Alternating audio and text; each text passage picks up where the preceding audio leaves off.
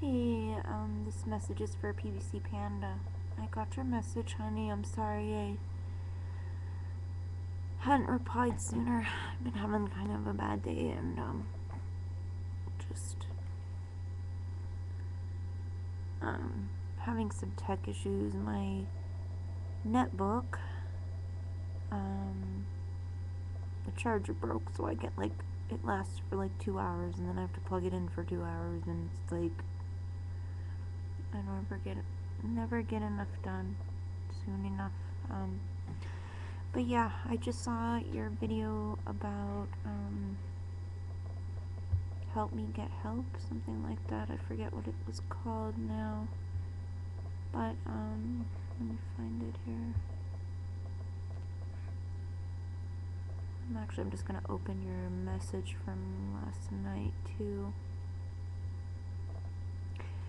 But I wanted to tell you that everything you're going through and everything you're feeling and the concerns you're having, you are far from alone. And that's really sad and unfortunate, but it's true. The obstacles that you're experiencing, the things you're running into are so common, and it's a major problem, and it's really disturbing. And a lot of us are in the same position where it's like, what do we do? The healthcare system is so fucked up. I don't even know where to begin on that without getting into a rant. But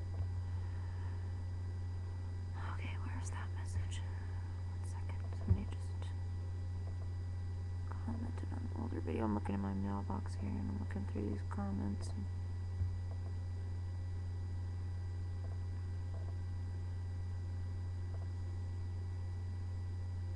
Oh, jeez, poor girl. Yeah. Okay, I'll have to write back to her later.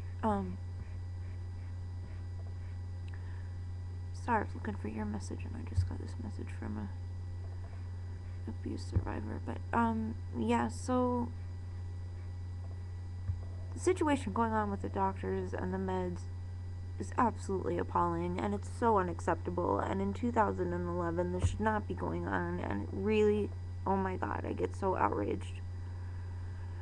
There are a couple areas in medicine or in healthcare where there is a severe and very inappropriate stigma against patients.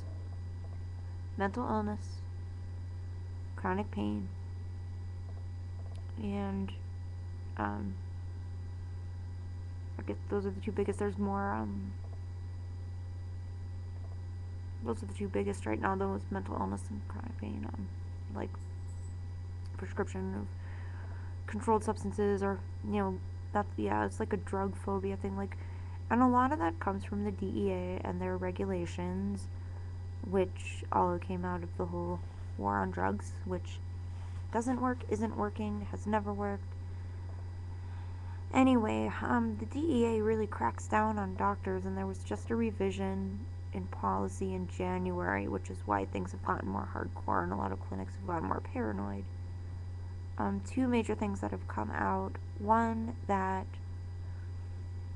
apparently a research study came out saying that high-dose opiates show no, supposedly no benefit over lower dose. So, doctors shouldn't prescribe high doses or something. Come here, Yachai. Can you come over? No? So, yeah. And then, hi, big cat. Say hi. This is my Yachai, and she's a love bug. Yes, you are. Don't step on anything. You'll stop recording. Oh, man. Yeah, so that's, a big issue, and basically they're cracking down on doctors about prescriptions. There's always been monitoring stuff going on, and,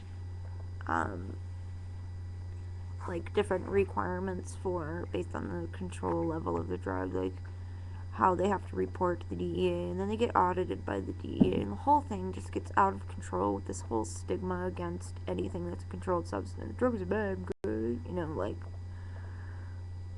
and it's really stupid, because research done on these therapies shows that the incidence of true, like, psychological addiction, I'm not talking about physical dependence, I'm talking about actual addiction, the incidences are much lower than you would think based on the stigma.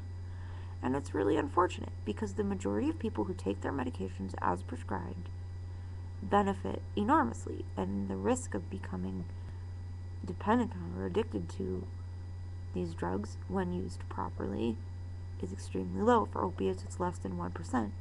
So there's a disproportionate bias against, ooh, you're on a controlled substance, and it's like it's a bad thing, and you must be just trying to get high, or you're addicted, or whatever.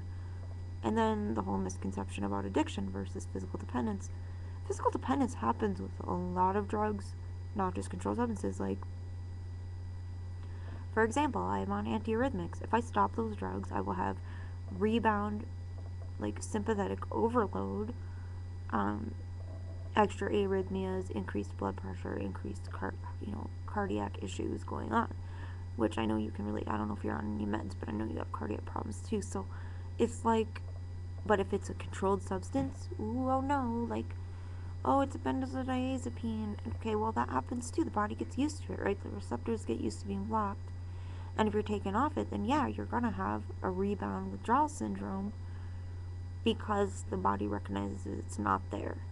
And I kind of explain, like, tolerance as, like, I wear a ring, right?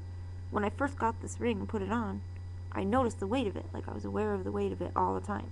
You can feel it. Like, it's there. You're aware of it. But over time, my body gets used to the fact that this ring is on all the time. And so the nerves kind of downregulate and stop firing to the brain. There's something on my finger because it's always there. They accept it as something that's always around. So those nerves become tolerant to the presence of the ring. Well, that happens with drugs too. And they will often lose their effect so that it requires more in order for those drugs to work. This is not necessarily a phenomenon of addiction. It's a physical dependence. It also means if you withdraw the substance, then there's going to be awareness by the body and usually discomfort. Like, if I were to take this ring off, I'd feel pretty naked without it because I'm used to it being there. That's not in and of itself a pathological thought process or a pathological response. But there's so much stigma and so much misunderstanding, and I think the majority of the reason why is education is poor. Physicians have about one semester it is of pharmacology, and that's about it. Also, while there have been great strides made in pain management in the past even 20 years, and even more recently in recent years with pain becoming the fifth vital sign, that's great progress if something isn't done about it. Just asking a patient, okay, on a scale of a patient, on a scale of 1 to 10, how much is your pain? And you write it down and do nothing about it, not so helpful.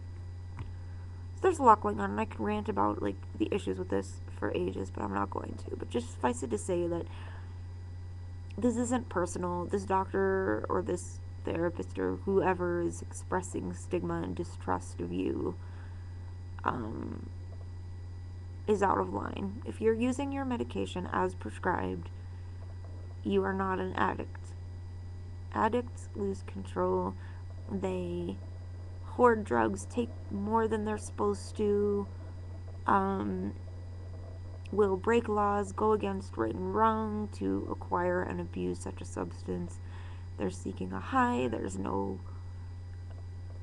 therapeutic benefit. They could even lie and pretend they have problems just to get. I mean, there's a whole lot more going on with addictive behaviors, personality traits, things that go on. Like, it's actually a mental triad. And nothing, physical stuff is a whole different ballgame. And yeah, it sounds to me like you're being wrongly accused, and I think that's really hurtful and damaging because so many people are afraid to even ask for help. I cannot tell you the number of times I've advocated for people with chronic pain, and they're too ashamed or too scared of being labeled a drug seeker or a drug addict to actually agree to take medications that will help them. And it's really, really unfortunate. So the bottom line is, after about 10 minutes of me ranting, is that you're not alone. What you're experiencing is unfortunately very common. try, I know it's hard, but try not to take it personally, okay? Like, this is a major system flaw, and a lot of us are going through it, and it's really screwed up. So there are certain, like, advocacy associations, like for pain management, Partners Against Pain.com. There's, like, different groups that promote how to talk to your doctor, how to become educated so that you can be proactive in getting your own help with things. So yeah, as far as ED treatment, yeah, it's really, really hard to get coverage. If you do get coverage, and it sounds to me like you already meet the weight criteria, and so in that case, it's a horrible thing, but in your case, it's a good thing because there is a lot of weight discrimination, and that criterion for admission bars a lot of people who are in desperate need of help from getting it. The problems are now efficacy, adequate duration. These are your struggles now, okay? So, and also how to provide financially for that, for the difference that the insurance isn't going to pay. A lot of insurances will not pay for a long enough course for it to have any meaningful impact. And so a lot of us run into trouble, especially because by the time we meet the admission criteria that stand today, and I'm so fighting getting on a rant about that, but I'll have to make another video about it some other time. It's so screwed up because by the time you meet those criteria, you are so sick and the disorder's been going on so long that it's so insinuated in our psyche and we're so entrenched. It starts, the lines between disorder and self begin to blur, and treatment is a whole clusterfuck by then. So early treatment would be better, but that's just not the reality, and it's really unfortunate. Most treatment programs, the average cost of treatment is $1,000 a day for most treatment programs. So finding something affordable can be very, very difficult. I'm not sure how much your insurance is willing to cover or for how long. But typically somebody who's deeply entrenched with a chronic eating disorder is going to need at least 90 days of treatment. But it depends where you go, and I encourage you, the Arizona program you're talking about, I think I know which one you're talking about. It is worth going. It's a good program. But we can talk more about that privately if you want, to make sure that we're talking about the same program and stuff. Yes, it would suck to leave home. Yes, it would suck to go. But here's the deal. You're suffering, precious one, okay? You're deeply entrenched in toxic behaviors that will kill you if you do nothing. So if you have the opportunity to go, yes, it's out of state, and yes, it might suck, but it's worth going. And I have a whole series of videos about, like, what if you're not 100% gung-ho on recovery, or what if you're afraid somebody's going to take your coping mechanisms away, or like all of these things that should not stop you from seeking help. Okay, this is getting really long. So lastly, I'm just going to say, if you want to reach out and talk more, please message me or let me know. We can text if you want, if you have a cell phone, or we can talk on instant messenger or something. Like if you're up nights and you're lonely, whatever, reach out, okay? Like, I'm totally here for you. And I love you very much, and you're very special to me, and I'm really honored that you reached out to me, and I hope that I can be helpful to you. Lastly, as far as resources, check eating disorder sites like NIDA and ANA. They're like anorexia and nervosa and associated diseases is one, and then National Eating Disorder Association. For different materials, list of websites. If you're going to be picking a program, my strongest advice is read patient reviews. Look around at different programs, like people who have been to different programs and what the patients have to say. Because everybody's got a beautiful portfolio describing why their program is so great, and their statistics tend to be biased, obviously. It's a money-making place, so they're going to be biased. So definitely look for positive patient reviews in your search, and just get out there, Google, look around. You've got the internet, use it. It's your best friend right now. Information is comfort. Learn all you can, and then hopefully you can make a more sound decision. So I love you. I'm here for you. Be well, precious one. Talk to you soon.